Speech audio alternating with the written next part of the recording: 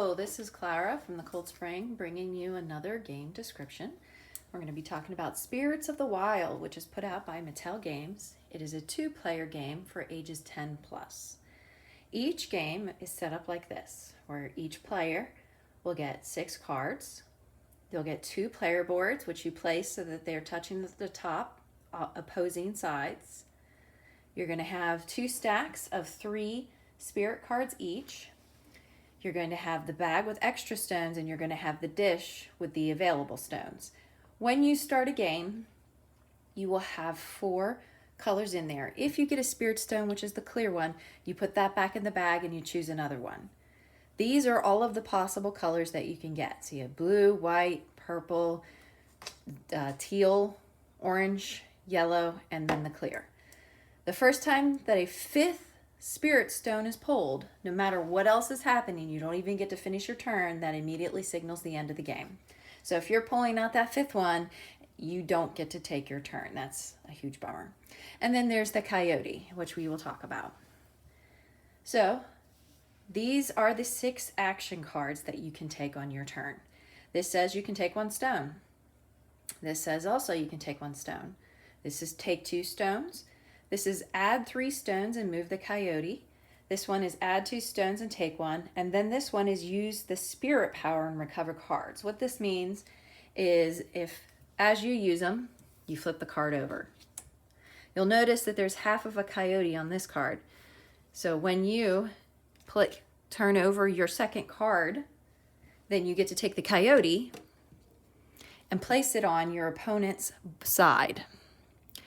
What that does is they cannot place any stones here where the coyote is until the coyote is moved.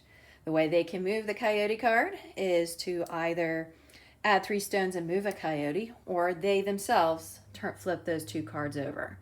Now, once all of the cards are flipped over, you have to use the spirit power and recover cards. So then you'll take all of your cards, turn them back over, and then you'll choose one of the top cards in these stacks. Just to kind of give you an idea, they have special moves. So the bear, you get to return all the stones in the bowl to the bag, add the same number of new stones, and you take 1. Once you do this move, then you're going to take it, and then you're going to put it at the bottom of the stack of the spirit stone stacks. You can choose to take this one or this one. Then it goes to the next player's turn. You're going to keep going, like I said, until the 5th one comes out. And we're going to take a closer look at the boards so you can understand kind of what you're trying to do. So we have the owl. And as you can tell with the owl, you want this, you have same color pairs, 3 points each. So you can put 2 purples, 2 whites, 2 oranges, and at the end of the game, each completed set of pairs will get you 3 points.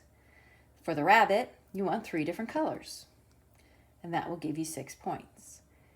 Beaver, you can have 2 of the same color or 3 of the same color, and each one will give you, so you'll get 3 or 5 points for 3 of a kind.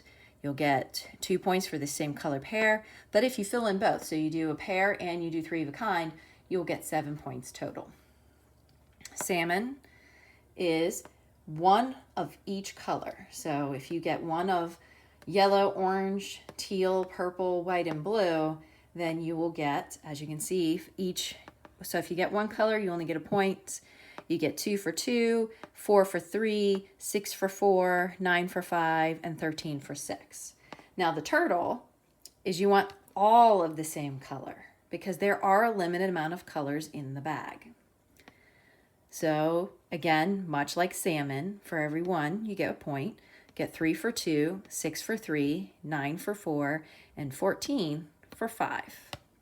Now what's this extra piece over here? I'm sure you're asking from home. Once you fill in this spot, so let's say I have 3 of different colors. Once I fill that in, if I take a spirit stone and put it here, at the end of the game, it'll be worth 12 points.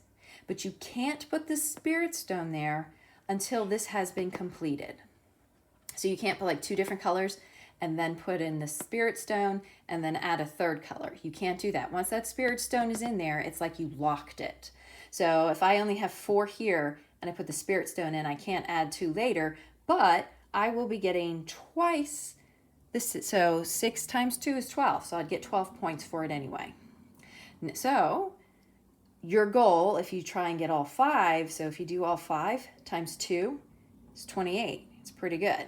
But you have to watch out because your opponent, if he's putting the coyote on any of these spots, you cannot place a stone as long as that coyote is there.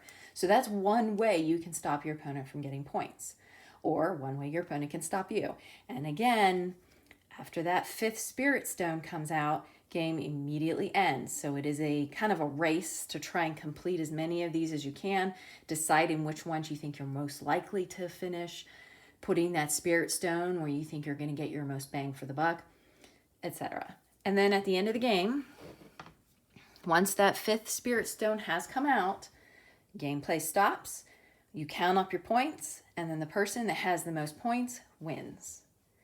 Okay, upon watching the video, I did want to clarify, if you complete Beaver, you get the 5 points for the 3 of a kind, you get the 2 points for the pair, and then you get an additional 7 points if you complete both.